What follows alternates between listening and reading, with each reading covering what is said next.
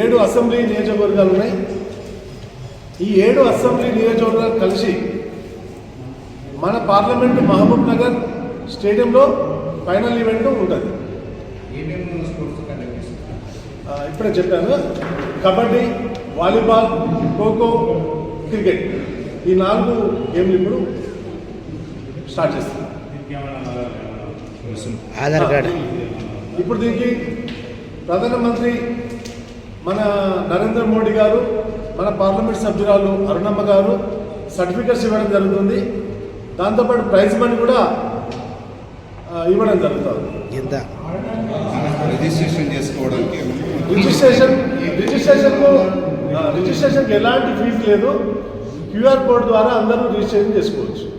ఇప్పుడు ఒకరు కబడ్డీ ఆడే మంచి ప్లేయర్ ఉంటాడు, ఆయన సొంతంగా వచ్చి క్యూఆర్ కోడ్ ద్వారా రిజిస్ట్రేషన్ చేసుకోవచ్చు.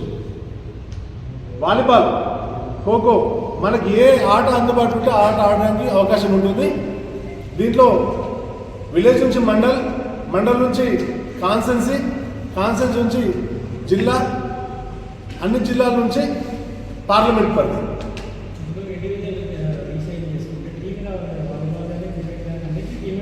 అట్లా ఇండివిజువల్గా వచ్చిన టీంలో జాయిన్ అవ్వచ్చు.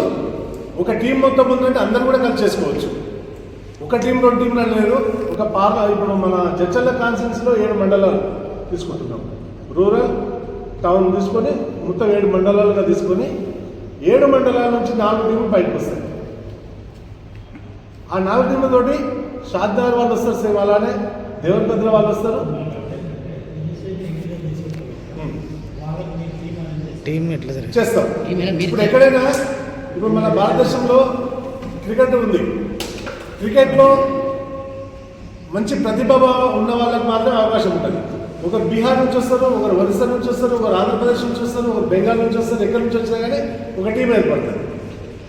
ఇది కూడా మన మహబూబ్ నగర్ జిల్లాలో మన కాన్సెప్ట్ తీసుకున్నాం, మన మండలం తీసుకున్నాం. మన మండలంలో 40 విలేజ్లు ఉన్నాయనుకోండి. 40 విలేజ్లో ఒక విలేజ్లో కబడ్డీ ఉంటుంది, ఒక విలేజ్లో వాలీబాల్ ఉంటుంది. వచ్చాక అన్ని ఉండవు, అన్ని గేమ్లు ఆడే విలేజ్ కూడా ఉంది. దాంట్లో తీసుకొని ఈ మండల స్థాయిలో నుంచి సెలెక్ట్ చేసిన వాళ్ళు మన కాన్సెన్స్ నుంచి వచ్చే 7 మంది 11 మంది టీంలో ఒకరుగా ఉంటారు.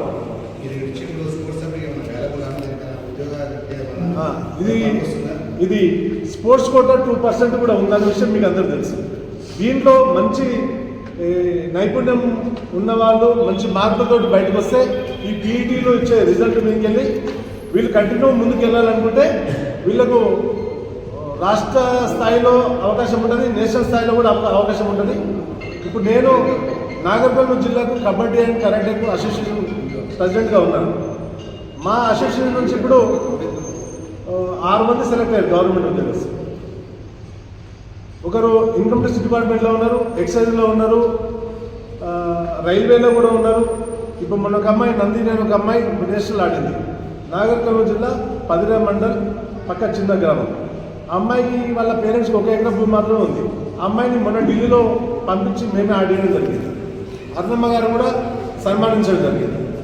అయితే స్పోర్ట్స్ కోట అనేది ఆరోగ్యంతో పాటు గవర్నమెంట్ ఉద్యోగంలో 2% కోటా కూడా ఉంది. అది కూడా అందరూ గమనించాలి. ఈ అలా చూసిన శ్రీరాజు ఇప్పుడు క్రికెట్ ఆడుతూ ఉంది మన దగ్గర. ఆయన ఒక గల్లీలో పరిమితం అయితే ఆట బాగుంది కాబట్టి అంచనంచలు ఎదిగి అలా మనం వరల్డ్ కప్లో చూస్తున్నాం. అట్లా ఎంతోమందికి అవకాశాలు కల్పిస్తారు. వాళ్ళకు గవర్నమెంట్ ఉద్యోగం కూడా వస్తుంది. వాళ్ళ ఉద్యోగంకు తక్కువ టైం, స్పోర్ట్స్కి ఎక్కువ టైం కేటాయించే అవకాశం ఉంటుంది. ఈ రకంగా మీడియా మిత్రులకు తెలియజేసేది ఏంటంటే ఈ సమావేశం పార్టీలకు అతీతంగా స్పోర్ట్స్ కోసం మీరందరూ పబ్లిసిటీ చేసినట్టయితే ఎక్కువ మంది బయటకు వచ్చే అవకాశం ఉంటుంది. కాబట్టి దయచేసి అందరూ సహకరించాలని ఈ ప్రోగ్రాంకు అటెండ్ అయిన అందరికీ ధన్యవాదాలు తెలియజేస్తూ, ఏజ్ లిమిట్ 16 సంవత్సరాల నుంచి 45 సంవత్సరాల వరకు పెట్టినాం.